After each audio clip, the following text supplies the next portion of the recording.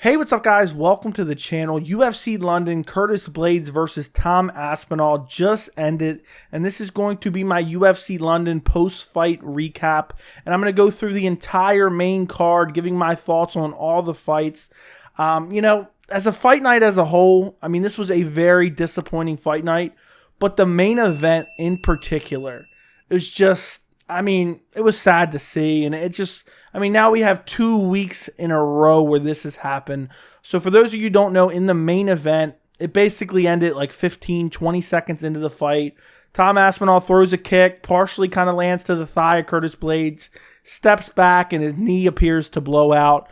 Can't continue. We really didn't get to see anything. I get it that Curtis Blaydes gets a first-round TKO victory over Tom Apsinall. And this is nothing against Curtis Blaydes, but we didn't get to see the fight play out. We didn't get any questions answered. We don't know who the better fighter was. This was not a fight where we saw kind of how the fight was going, and then an injury happens, and then we could say, well, it was a kind of a freak injury, but at the same time, this guy was winning. He was most likely going to win anyway. This is one of those scenarios that happens so quick where we have no idea how the fight would have played out. And it's unfortunate for both guys because Tom Apsinall had a lot of hype going behind him. There was a lot of people talking about his potential future fighting for a heavyweight title. Curtis Blaydes has looked really good recently. And if he came out there at UFC London against Tom Apsinall and was able to put him away, he would be right up there in title discussions as well. And depending on how the division plays out with Ngannou, Stipe, and John Jones, it was a fight that was going to answer a lot of questions. And I was so excited for this fight. And I don't even know what caused the injury. Could it have been the kick of Tom Apsinall?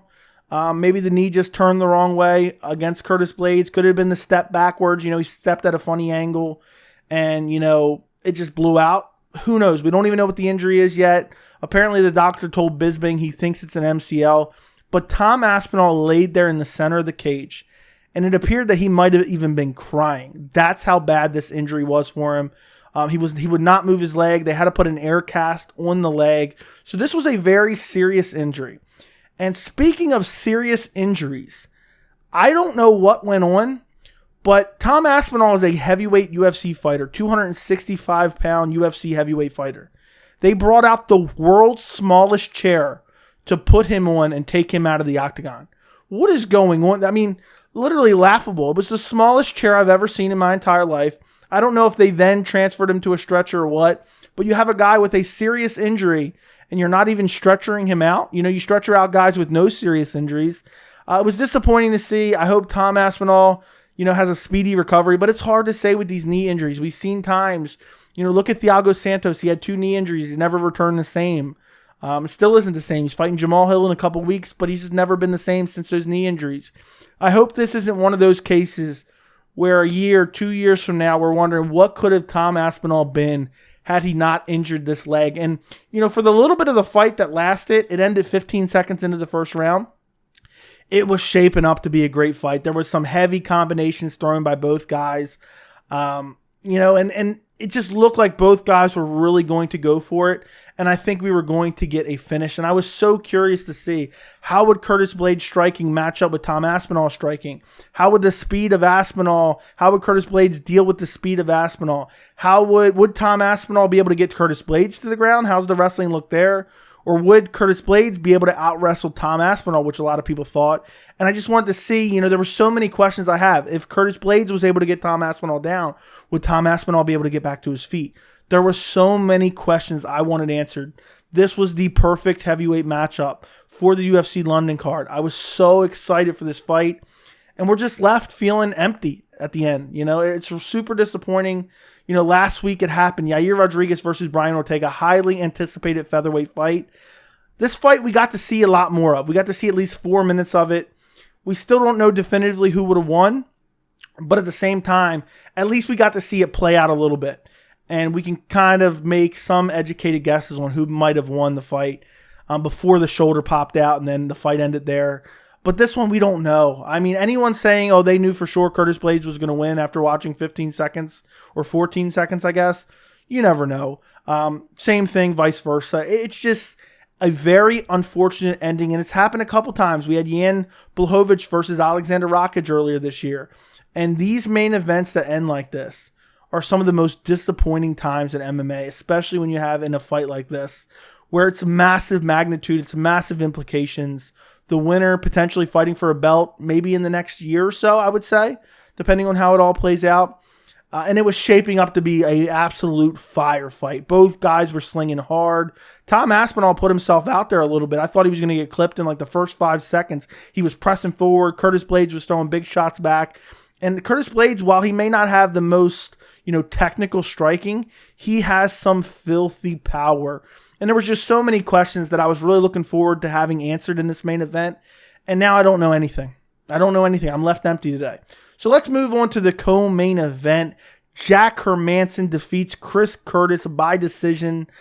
This was a fight that the story of the fight was Chris Curtis trying to close the distance and Jack Hermansson doing a very good job of circling and then just landing. When Chris Curtis was coming in, just when he would get in range, Jack Hermansson would land a body kick, land a leg kick, and then continue to circle out. Chris Curtis was trying to track him down, but he had a very tough time closing the distance on Jack Hermansson. The footwork from Jack Hermansson looked good. The kicks of Jack Hermansson. He didn't land very many punches. He had a good jab that he worked in there a few times, but it was mainly the leg kicks. The leg kicks were having a good effect on Chris Curtis because Chris Curtis is here trying to track Jack Hermansson down, and he's accumulating leg damage from the leg kicks of Jack Hermansson. That's going to slow him down a little bit.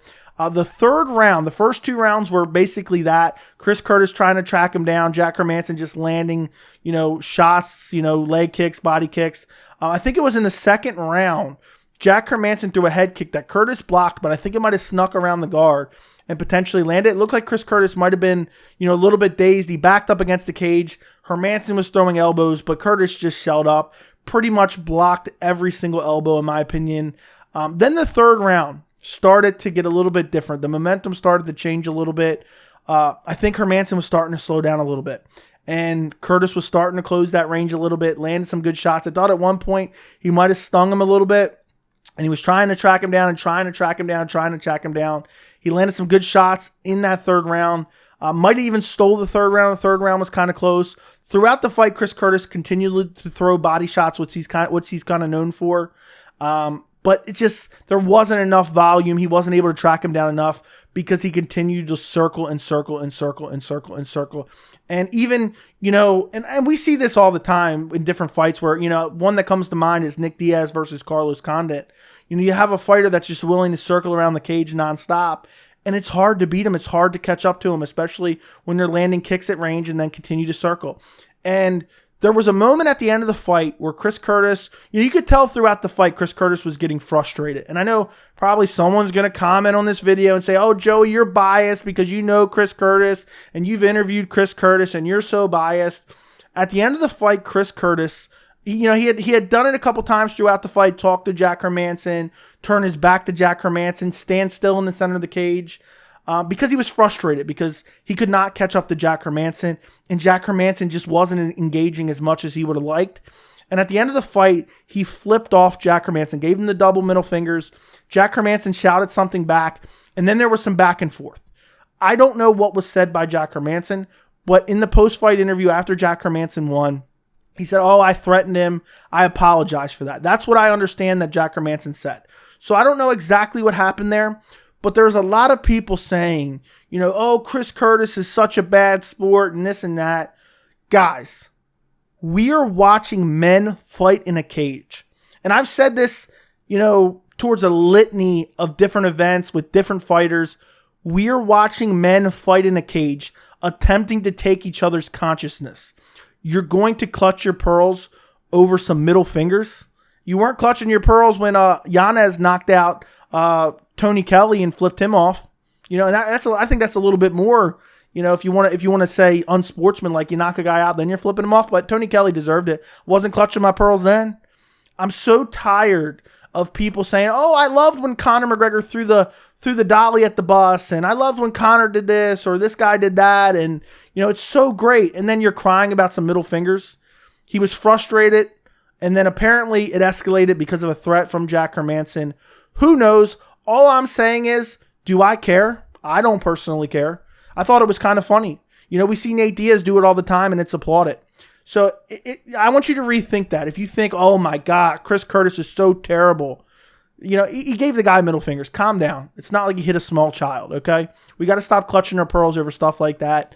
But I don't think either guy's stock went down in this fight. I think Jack Hermansson definitely has been working on his kicking game. And, again, we kind of have to give both guys leniency in this fight because Jack Hermansson was supposed to fight Darren Till. Chris Curtis is a far cry from Darren Till stylistically. And the same for Chris Curtis. He just fought last month. He stepped in against Jack Hermansson. If anything, for me, this proved what I already thought, that Chris Curtis could compete with the top 10 of the middleweight division. He had trouble tracking him down. His takedown defense looked incredible. His defensive responsibility when Jack Hermansson did attack him looked really good when he was showing up against the fence. A lot of the kicks to the head were blocked of Jack Hermansson. He landed some good body kicks and he even checked a couple leg kicks. But Jack Hermansson's leg kicks looked incredible tonight. But there's not much to say. It's tough, to really give, because Jack Hermansson was preparing for Darren Till up until 2 weeks ago. Chris Curtis just got off a fight with Rodolfo Vieira. He took this fight on short notice. I think, if anything, you gotta respect Jack Hermansson for getting the win, but you also have to respect Chris Curtis. He came in on short notice, and I saw somebody online saying, he got his ass beat for 3. That's not even remotely true. Jack Hermansson landed some good shots to the body, landed some decent jabs, really landed the leg kicks pretty well, but it wasn't a one-sided fight by any means, and I think you could arguably give Chris Curtis that third round. Okay, moving down the card, probably the most exciting fight on the card, we had Paddy Pimblett versus Jordan Leavitt. Paddy Pimblett won in the second round via rear naked choke. And this fight actually gave us some answers to a lot of questions because in this fight, going in, I picked Paddy Pimblett by decision. I thought that Paddy would be too big, too strong. He would stuff the takedowns of Jordan Leavitt, and I thought he would probably light him up on the feet, just land the bigger shots. But Leavitt is defensively responsible enough that he wouldn't get finished, and that's why I went with the decision. But the first round, Jordan Leavitt won 10-9. He out-grappled him the whole round. He out-muscled him because I think Jordan Leavitt is undersized for lightweight, and I think Paddy Pimblett is pretty big for lightweight or about normal. I mean, you compare him to some of the guys at lightweight, like Jalen Turner maybe. I know he's more lengthy, but you get my point. And Jordan Leavitt went out there, bullied him in the clinch a little bit, took him down multiple times. Didn't do a lot of damage by any means, but he was able to control him multiple times. There was a couple times where Jordan Leavitt put his neck in real danger. Paddy Pimblett was looking for a guillotine multiple times, even pulled guard one time, which wasn't the greatest decision because then Jordan Leavitt was on top of him. And then at the end of the round, I can't remember exactly what happened, but towards the last 15 seconds of round one, Paddy Pimblett got the back of Jordan Leavitt and started to get some shots off from the back. Second round came around. Jordan Leavitt trying to do the same. Well, this time, Paddy Pimblett starts to lock up. I think it was a Darce choke, was looking for a Darce choke. As they were clinched up against the cage, Paddy was constantly looking for submissions. A lot of people think, because Paddy won his first 2 fights, striking, that Paddy Pimblett is a guy who looks for submissions a lot. He was looking to set up a choke. Jordan Leavitt was kind of just hanging out there for too long. And then Paddy Pimblett thought to himself, well, I might as well knee this guy in the head. Knees him in the head. Jordan Leavitt drops down to a knee because he doesn't want to eat any more of those knees. Then Paddy starts to go to take the back. Jordan Leavitt tries to defend with his arm, but Paddy's just too strong, gets the back anyway, gets the double hooks in. And because of Jordan Leavitt trying to defend the back take with his arm, he gets his arm trapped within the body triangle. So now he's in the body triangle of Paddy Pimblett, only has one arm to defend the choke. As soon as I seen that and seen how tight it was, I said it's a matter of time before Paddy Pimblett gets this choke. Paddy Pimblett locks up the rear naked, chokes Jordan Leavitt, and wins via second round submission. But honestly, I don't think this tells us a whole lot. If anything, for me personally, in my personal opinion, the stock on Paddy went down a little bit. I thought he had better wrestling ability. If you're getting out-grappled by a guy like Jordan Leavitt, not that he doesn't have decent wrestling, and not that this wasn't a good win, but if you're getting out-grappled by him, what's going to happen to you? I'm always looking towards the future. I get he's probably not fighting somebody in the top 15 anytime soon, but at some point he's going to have to make that, climb up the ladder. And if you're getting out-grappled by Jordan Leavitt, I really have a hard time believing you're going to be doing good in the elite of the division like some people think. But at the end of the day, he still was able to get it done. He faced a little bit of adversity. I believe this was a hand-picked opponent. that the UFC thought that Paddy Pimblett would win and win with relative ease, and he struggled again.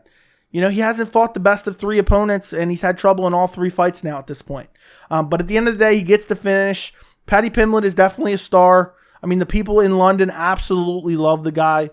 But for anybody, I haven't seen a lot of people doing this, but for anybody speculating that Paddy Pimblett is the elite of the elite, let me just remind you of the lightweight division. I mean, the lightweight division is stacked.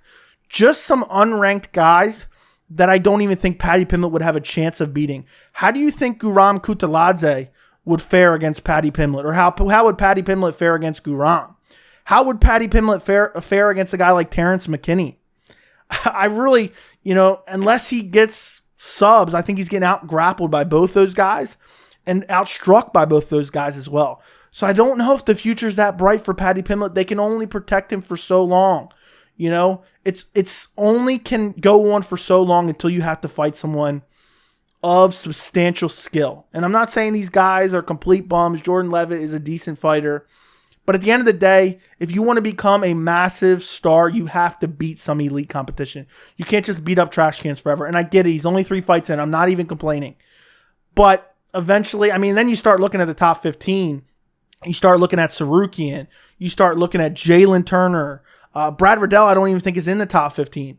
He's going to have some serious trouble with those guys, but I think he's at least 3 fights away from the UFC even thinking about that. Moving down the card, another depressing outcome. Nikita Krylov versus Alexander Gustafsson.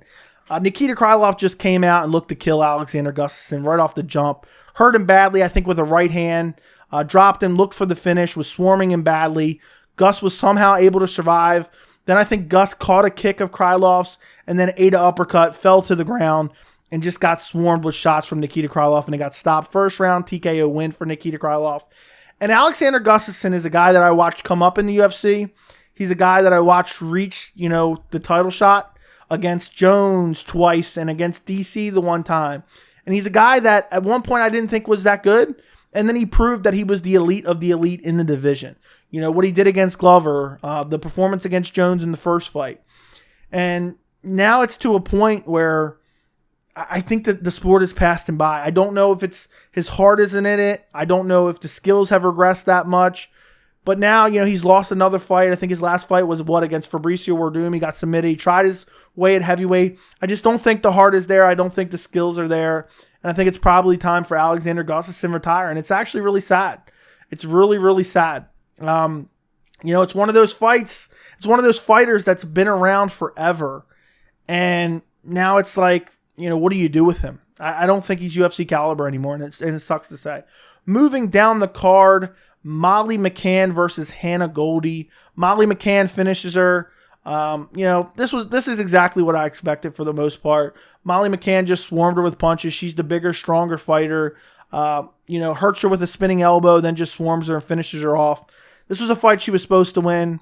I really don't know what more to say about it. The 125-pound division, she's going to have some trouble when she starts moving up the ranks, but we'll see how that goes. I expected her to beat Hannah Goldie. Hannah Goldie's now 6-3 or was 6-3 coming into this fight.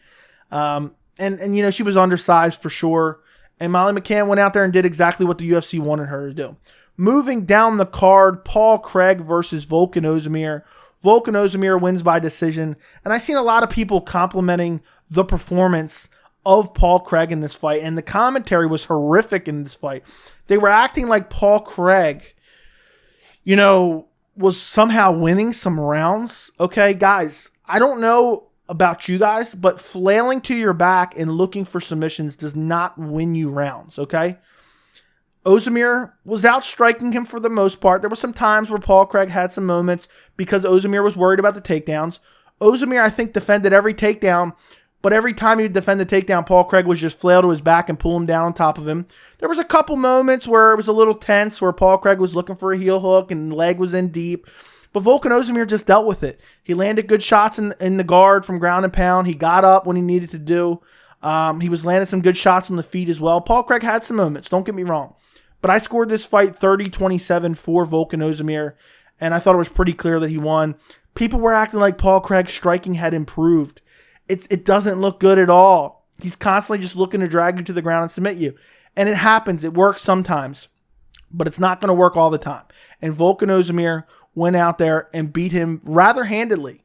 You know, people are going to say, and this is a quote that I've used before, people are going to say, oh, well, he almost had the submission. That's something you hear a lot throughout fights and scoring rounds. Well, he almost had the submission.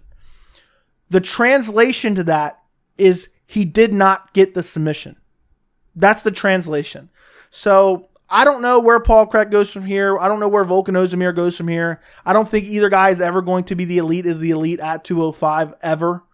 Volkan Oezdemir at one point in time, I had high hopes for him. I've done a lot of bad picks, picking Volkan Oezdemir to win that he ends up losing. But I think he did decent in this fight. You know, he got dragged down to the ground. Paul Craig was in some positions to possibly lock up some submissions. And Volkan Oezdemir showed that he had some submission defense. And Paul Craig just wasn't able to submit him, and he got beat up on the ground. There was multiple times his head was just getting snapped back on the ground. And, you know, this was a fight that it was kind of tenseful and exciting a little bit just because is Paul Craig going to get a Hail Mary submission like he has before?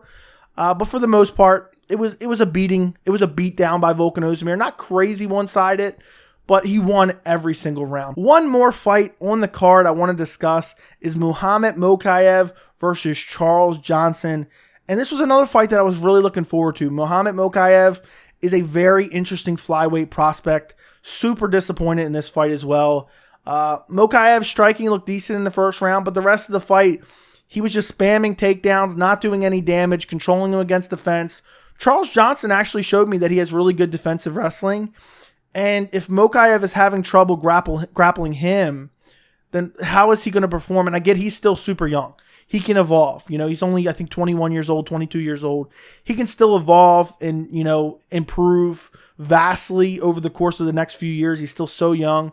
But I thought, you know, he'd probably submit him in this fight. Charles Johnson spent a lot of time with his back against the cage, being controlled, but there was no real damage done from Mokaev. So another super disappointing fight. I'm still interested to see how Mokaev does in the future. Again, he's still super young. But it was just a fight that really disappointed me. And this was the night of disappointments. I mean, there were so many decisions on this card, which I normally don't care about. But a lot of those fights were boring. Mason Jones versus Ludovic Klein was okay. There was a crazy jumping kick. That was probably the best prelim, honestly. Everything else, I mean, wasn't particularly exciting. But let me know what you guys think of all this down in the comments. Don't forget to like the video. And thank you so much for watching.